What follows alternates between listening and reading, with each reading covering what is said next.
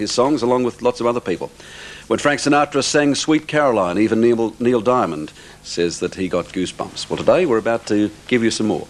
By talking to the man himself, he's just recorded what he considers a collection of the world's most beautiful songs. It's called the Christmas album. He says it's been a long time coming. We agree. He's in our Los Angeles studio now. Would you please welcome Mr. Neil Diamond.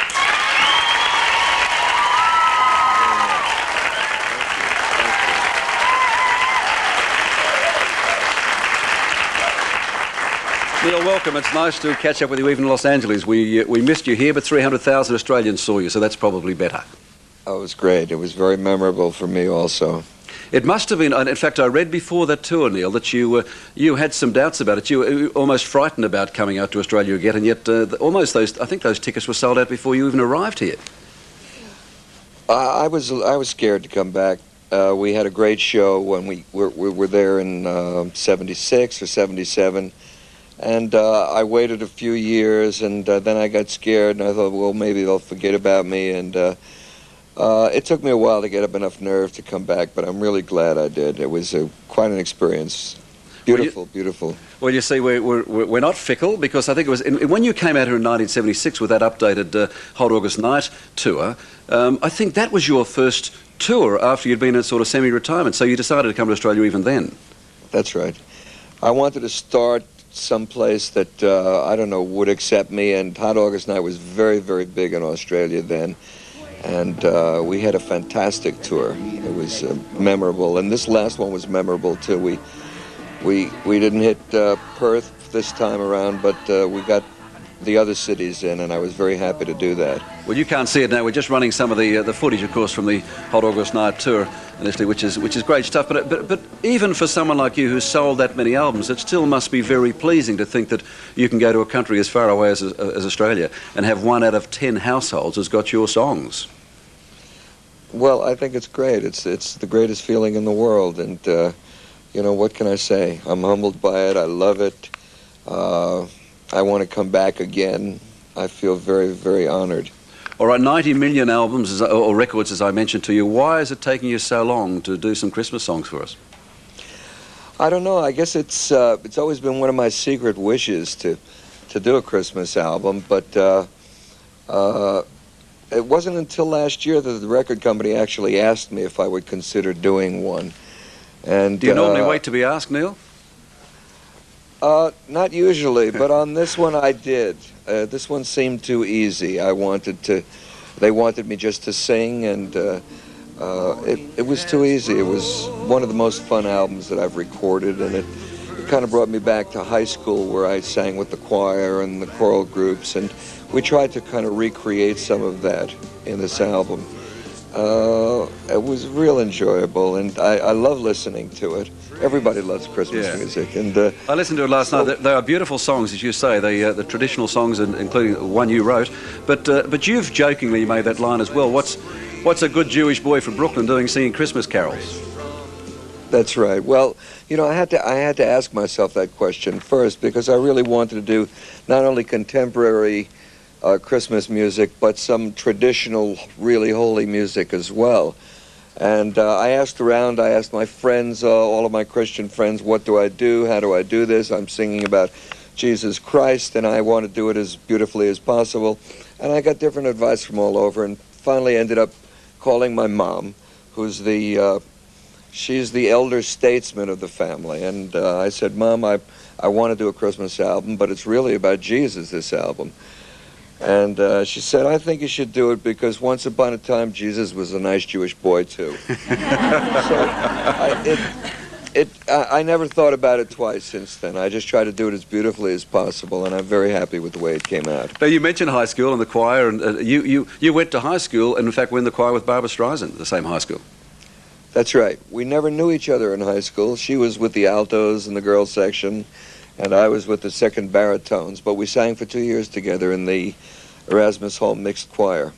Now, she said, again, I saw one of the quotes where she said that much as she loved the choir, she sort of hated it when the audience stood up, but you loved it. You loved the audience response.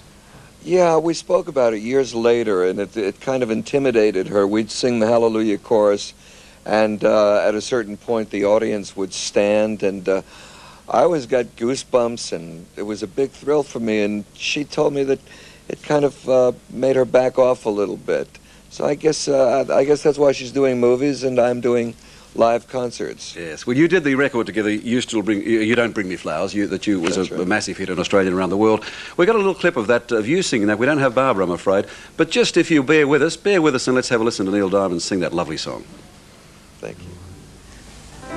You couldn't wait to love me. Used to hate to leave me. Now after loving me late at night,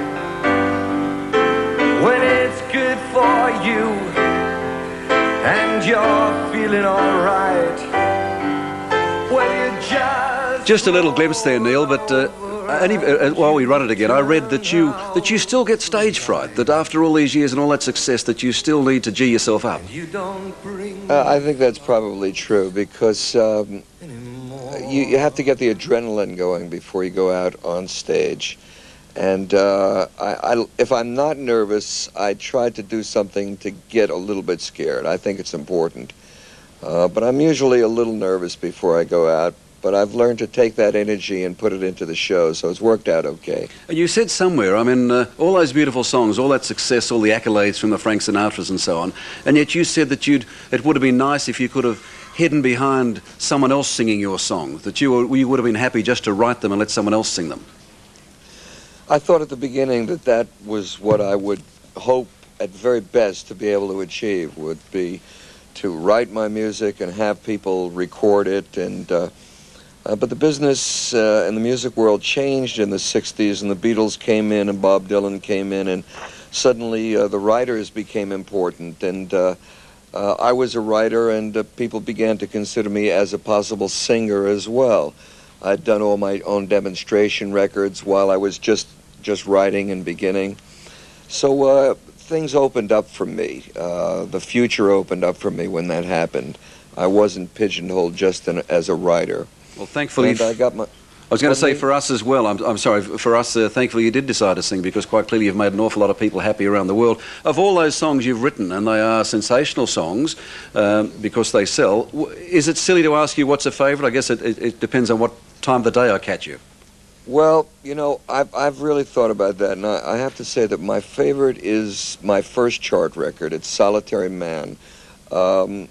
Not because it's any better than any of the other songs, but it was the song that took Neil Diamond, the kid that was knocking around on the streets and beating on doors and trying to get his music heard. It took that person and made him a person who was now on the charts, a person who had a chart record and had maybe a chance for a future. So Solitary Man opened up that door just a little crack for me and showed me that there was a possible future for me in music. So it's got to be my favorite. All right, we're about to lose our satellite connection here, but I mean, I read somewhere as well that you're a Harley fan. And do you have a Harley ring? Is that true? Well, I don't know if you'd call it a ring. You mean like a gang, like a group? No, I thought, in fact, I read somewhere that like a ring for your finger. Yes, that's right. I do have a Harley ring. Just can we have a look at it? There we go. Yeah, can you see it? I can't imagine Neil Diamond with a Harley, with a bikie gang, actually. Well, it's, you know, we called ourselves the mild ones. The mild ones. we're not rambunctious or anything, but we've taken some amazing trips in America through the West. We actually, while we were in Australia, the people in Sydney, the Harley dealers in Sydney, were nice enough to lend us some bikes, and we took a beautiful trip up to the Blue Mountains. I find it a wonderful kind of a therapy. It's a great way to clear the mind. I think every man should have a Harley-Davidson motorcycle, and probably every woman too. And it's absolutely. Just for me, it's been great therapy. All right, it's therapy for us to listen to your songs, and I'm sure every biker group in Australia would love to have you ride with them next time you come on out. This album is called the Christmas album by Neil Diamond. It's got everyone's favourite 15 Christmas songs on there. It's a delight to talk to you. Thank you for the time, and even though you are a good Jewish boy from Brooklyn, Merry Christmas, Neil. Thank you very much. Merry Christmas to you too. Mr. Neil Diamond in Los Angeles live, and a delight to talk to you.